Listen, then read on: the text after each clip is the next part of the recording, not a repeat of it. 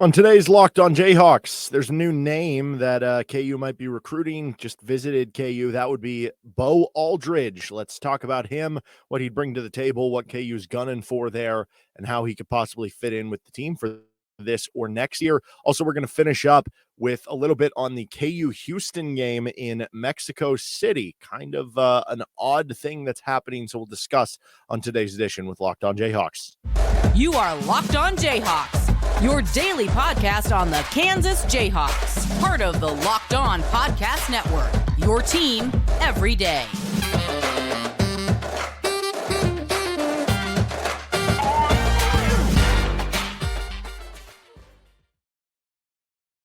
On today's Locked On Jayhawks, we're going to be talking about Bo Aldridge and the KU Houston event in Mexico City. I'm Derek Johnson.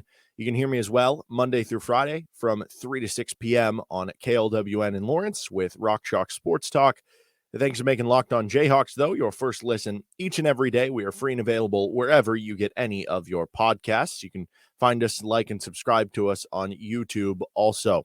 And on today's edition of the show, we're talking about everything you can see in the graphic if you're watching on YouTube. Yeah, with Bo Aldridge and KU Houston. Obviously, the Rock Chalk Roundball Classic weekend continues on. Highly recommend supporting that in some way. If you don't know about it, learn more about it, and certainly you can impact a lot of families in a lot of ways. First, though, this episode of the show is brought to you by Birddogs. Today's episode brought to you by Birddogs, and you can go to birddogs.com/lockedoncollege. When you enter promo code LOCKEDONCollege, they'll throw in a free custom Birddogs Yeti-style tumbler with every order. So let's start things off. Bo Aldridge. The first name is actually, I think, Ketraleus. I don't know if it's Ketraleus, but awesome first name, however you pronounce it. He goes by Bo, though. I'd love to hear the story on why, but nonetheless, he is somebody who just kind of popped out that, okay, well, here comes Kansas. Like, is this who Bill Self is referring to? He was just at a golf event, like some, sort of event that was happening for Otto Schnellbacher, the former great KU football player, that they do this golf classic in Topeka. And he spoke to the media and said something about, that there's something that they could have in the works, and they're hoping that, that could be something that pops up soon. Is this possibly what he's talking about? Is it something else? I don't totally know. He is a local kid, though, from Highland Park, which I believe is a 5A school in the Topeka area. I believe they made the state semifinals this past year, so had a good season. He grew up a KU fan, obviously being an in-state kid and being around somebody who has been kind of a late riser in the recruiting ranks. He picked up his first Division II offer last spring. Then the D1 offers started coming in during the summer of last year. Then he picked up his first Power 5 offers, eventually coming a bit more recently. To this point, haven't seen a KU offer officially extended out, at least as of time of recording, but maybe that is something that could come about. He visited on Tuesday, then double dipped and end up visiting again on Wednesday. It's Jeremy Case who's doing the lead recruiting for him, and Case has done a really good job in the recruiting ranks so far this offseason, and since he's kind of become a assistant coach for KU. Now, the interesting part about Bo Aldridge is he is a 3-star combo guard that can be in the class of 2023, or he can be in the class of 2024. Technically, he has just pushed back into being 2024 with the idea there he could possibly play a year of prep ball at maybe like a Sunrise Christian or some of these other different prep schools that give you an extra year, basically. And then you move on to the college level and you're a year older, you're a little bit more ready. You have that kind of extra year of getting ready for what it's like in college, a little bit of that stuff. So he has that opportunity, or he could just reclass back into his original class here in 2023, and then he would be good from that point. This was from KSNT, which is a TV station in Topeka that has been talking to him a couple times, and they, according to them, he is eyeing a potential July commitment, potentially at the Adidas 3SSB circuit in South Carolina. So you're looking at a decision possibly coming in a month. I think part of the discussion here you have to get to, and I'll get into the scouting report here in a second, is what is the exact plan for KU on how they're approaching this, right? Like, is this something where they are viewing this as, hey, this is a perfect replacement for losing Chris Johnson. We're trying to get to 11th scholarship. I don't know how much Chris Johnson would have played or been part of the rotation this year. Theoretically, we just want another guard to give us more depth and who can be a developmental player that we can, basically isn't going to cause problems for us if they're not part of the rotation, but that maybe has good potential that in a year or two down the road, you get them into the program, they can impact something to your game. Is that what it is? Is he a top option because that's exactly what you're going for? Or are you going for an impact transfer who can impact things right away to where this would be a either backup option in case you can't land that transfer, a secondary option to where you'd play with 12 scholarship players, or just to get, a couple early visits out of the way for somebody who you might be interested for the class of 2024. There are a lot of different directions that you can go with all this over an interesting player. Now, as far as the scouting report for Bo Aldridge, he is as I mentioned, a 3-star combo guard, can be either the class of 2023 or 24, currently in the class of 24. On 24/7 Sports, he is listed as the number 27 combo guard. He is the number 3 recruit in the state of Kansas. I've seen a couple different sites, some that have him listed at 6'3", some have him listed at 6'4". We'll call it 6'4", about 190 pounds. He is a lefty. I don't know, lefty shooting stroke, something about them. They look even more smooth than the right-handed side. So never complain about that. He, as I mentioned, the offer list and the offer sheet, the team's offering just continue to kind of pick up for this kid. UT Arlington, Tulsa, SEMO, SIUE, Sam Houston State, Eastern Kentucky. And then the real big offers started coming in: Ole Miss, Oklahoma, and Mississippi State.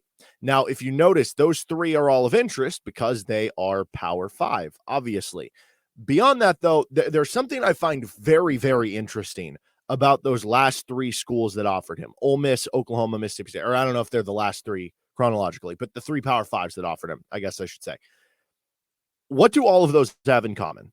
Chris Beard, the head coach of Ole Miss, Porter Moser, the head coach of Oklahoma, and Chris Jans, the head coach of Mississippi State. Now, obviously, Chris Beard has the off-the-court stuff, so we don't need to get further into that because you probably know about it by now. But just in terms of the on-the-court coaching perspective of this, right? What do we know about those three coaches? Well, Chris Beard demands defense, and he always has elite defenses. Porter Moser demands defense. You go back to his Loyola Chicago days, you look back to some of his Oklahoma teams, he's had really good defenses. Mississippi State with Chris Jans. When he was at New Mexico State and then coming to Mississippi State, that's a team who can be a bit of a slog offensively, but they demand excellent defense, and they play physically, and they play tough. And that is the case for all three of these coaches that offered him. They want athletes who can play good defense and are physical and can play tough. That is all three of those schools and all three of those coaches. What does that tell you? I can't tell you that I've seen Bo Aldridge play in person. I didn't get to call one of Highland Park's games against, one of the Lawrence schools this year. I can't tell you that there's a bunch of scouting reports out there on Bo Aldridge. I can tell you a little bit from some stuff that I've picked up from surfing around, but I can tell you this much. If you're getting offered by all three of those schools, you have those traits, or at least you have the ability inside of you to get to those traits.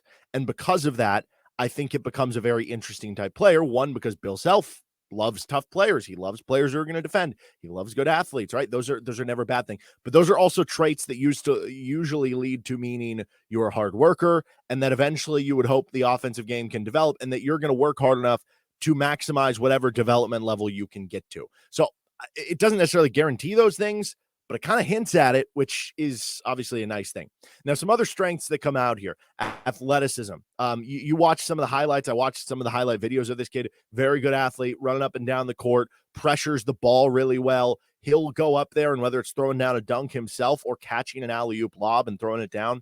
National Prospect ID has him at a 38-inch vertical. I would honestly buy that from watching some of the highlight videos.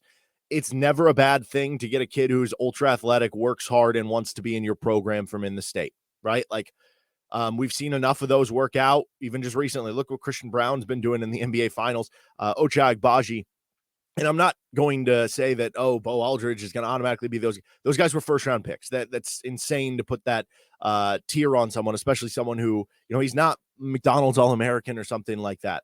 But it has worked out for you a lot of times with these guys who do want to work hard and do have some athleticism, but maybe just haven't been showcased at the highest level, that it would make sense in some areas. He also has some point guard skills and backcourt versatility.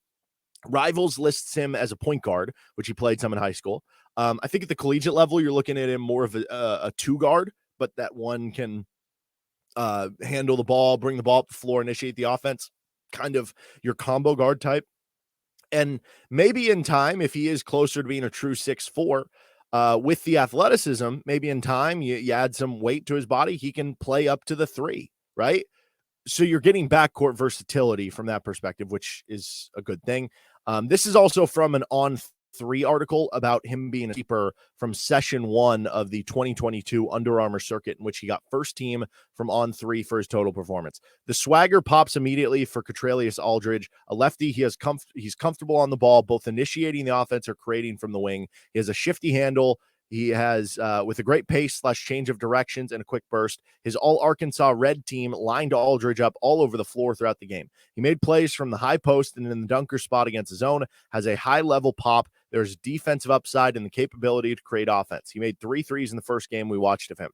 This also from a 24/7 Sports article about him being a top 10 performer at the Rumble in the Plex. Aldridge has a strong frame, great burst off the bounce, and an exciting handle on the ball. He plays with great confidence on both ends of the floor and has translatable weapons to be a reliable scoring option in the right system. So a lot of good things there. As far as the weaknesses, I haven't been able to really find much. I don't know. Is he like an inconsistent shooter? There has to be a reason he's a 3-star and not a 5-star, right? Is it the level of competition played where you just don't know how he's going to play up? You're playing in 5A in the state of Kansas. Is it because it's going to take you some extra time to develop? Is it because you are 6'3", 6'4", as opposed to being 6'6", 6'7", and maybe your athleticism leads you more to being a wing? I don't know the answers to that, but clearly there is something that makes him not a perfect prospect, which is why he is a 3-star recruit.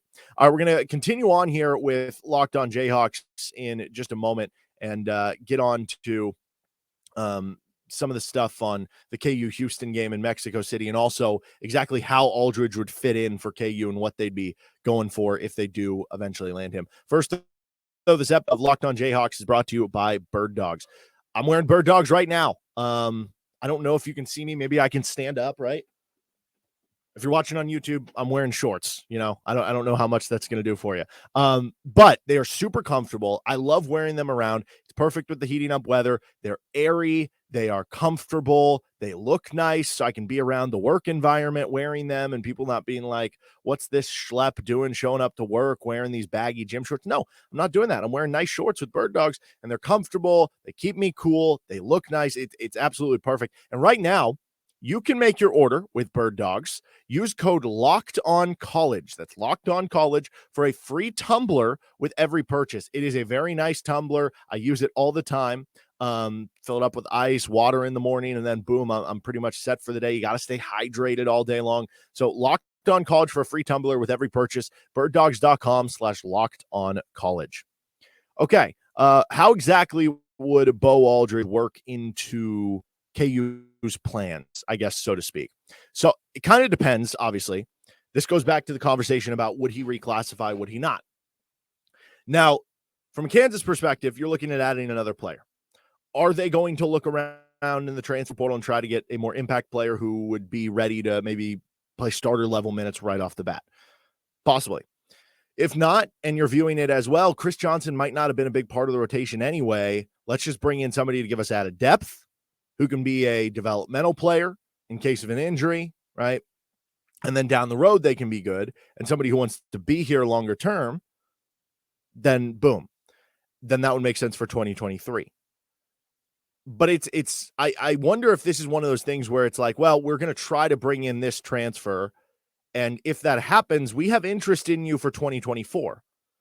But if this transfer ends up going elsewhere or doesn't want to come here, then at that point, let's just reclassify you and have you come in 2023. And then what you can even do if you're Kansas is redshirt him in year one. Now, obviously, there are depth questions, and in theory, you could be like, well, if you're just going to redshirt him, why not just have him join in 2024, and then you save the scholarship with the self-imposed sanctions? Well, here's why. It gives you just one extra peace of mind where you can plan on redshirting him. But worst case, if there is an injury to someone, because you would have a more thin roster, you do the Ochai Agbaji thing where it's like, okay, well, now we have these injuries and we didn't have that many scholarship players. We're going to have to burn it. And it's unfortunate you have to do that, but in this day and age, you're not seeing guys stick around for 4 years anyway, really. So, it's not the best thing to do, but also like it's something that would give you more depth. At the end of the day, if you're able to make it through the season with 10 scholarship players, then you would have redshirted him all year. You would have developed him a year in the program. He would have a year being coached by Bill Self and refining his game a little bit and getting shots up and everything that would certainly help out. And then I think you'd be looking at it as him being someone who, because of the athleticism, you get him in the program, you develop him in ways that you have developed these other, non-top 100 recruits, so to speak, that KU's had and had really good success rate doing it, from your Frank Masons to your Devontae Grahams to your Christian Browns to your Ochai Agbajis. Maybe he could be somebody who'd be, fringe rotation player by year 2. Maybe he's part of the rotation by year 3. Maybe he's a starter and breaks out by year 4. Or maybe even things get moved up a little bit on that timeline. But he's certainly somebody that I am very interested by, and it seems like KU is. He had a couple of visits last week. So I think if KU would have offered, he probably is accepting the offer at this point in time. So it tells me that because that hasn't come out yet, that it is one of those things where it's kind of a wait and see to how exactly we could possibly need you on board here. All right, let's finish up with Locked On Jayhawks, the KU Houston game that's going to be played in Mexico City for basketball. Back with Locked On Jayhawks, Kansas, Houston are going to be playing each other in Mexico City. I think when it first came out, the thought was it was going to be in the conference season of this upcoming basketball season, so the 2023 to 24 season. It's actually going to be played in the 2024 to 2025 season, but it is going to be played in the calendar year of 2024. The plan is for it to be played in December of 2024. KU Houston, it's going to be, they said they're going to play both the men's and women's teams out there. I kind of take that as it'll be a doubleheader. I could be wrong with that. Maybe they'll have 2 separate trips or something, but like, I feel like they would be like, all right, we're going to have the men's game at 6 and the women's game at 8, or the women's game at 6 and the men's game at 8, or whatever it is. Right. And they're going to play both those games out there. So it's kind of interesting. And on one hand, I'll say this. I have been very hesitant with the whole Brett Yormark thing. I think there's a lot of great things that Brett Yormark is doing and has done, and a lot of things that I really appreciate. I love the aggressiveness in conference realignment. I love the idea of not sitting back and trying new things to a certain standpoint.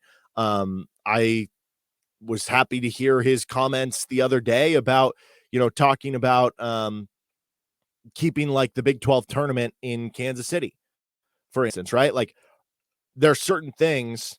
I think it's smart that he constantly repeats, kind of talking about the Big 12 being the premier basketball conference, because the Big 12 at this point is never going to be better than the Big 10 and the SEC, as long as none of those schools like left for the Big 12 in football. So if you're going to max out at number 3 in football as a conference, be the best you can at basketball, right? And so it's smart to kind of double down on that. And it's a way to, add some stuff. There are certain times, though, when I'm like, okay, wait, what? Where it's like with Brett Yormark, where it's like, okay, yeah, I'm following along. No, whoa. Can we go back? What'd you just say? Right. And whether it's they're having the games in like Germany, which I love Germany. I just went to Germany last summer. Absolutely loved it. Not sure why we're playing college basketball games or that's the idea there. There was some talk during the Big 12 tournament that there were some higher ups.